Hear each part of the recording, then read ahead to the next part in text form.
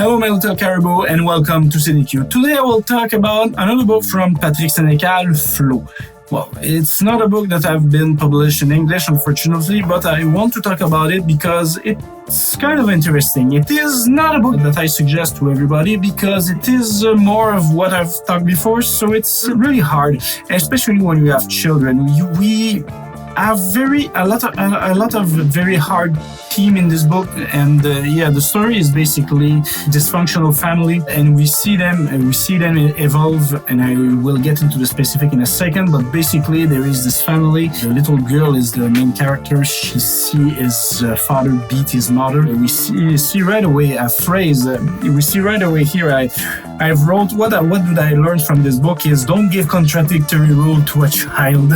Because in this book we have on one side the mother tell to his child to always be honest and never lie, and the other way, and on the other hand she tell her to not tell anybody when daddy's hit her or even the girl itself, the girl herself. And it was a hard to read as a father myself, but because of this, is not a book that I would suggest to just everybody. It is not one of his more hardcore, but it's one of his most disturbing books, and one that made me say, is he okay? Is anyone checking at him once in a while? Because the first thing that I thought when I finished the book is, what the F? It's really disturbing, and I've discovered a plot. I don't exactly remember where in the book, but toward the middle, I think, and it was not as transparent as Sur le Seuil that I will talk after, another book from Patrick Senécal, but it was way more interesting to continue to learn the story than Sur le Seuil. The story is told through mostly 3 points of view.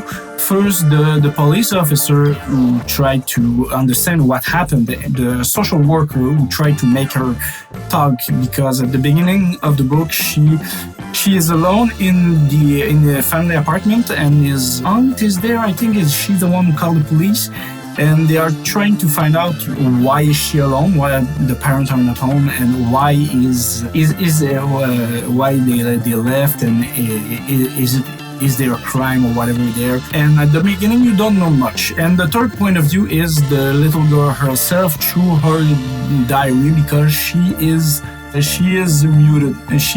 She don't say anything, and we don't really know why. It's through her journal that we learn what really happened.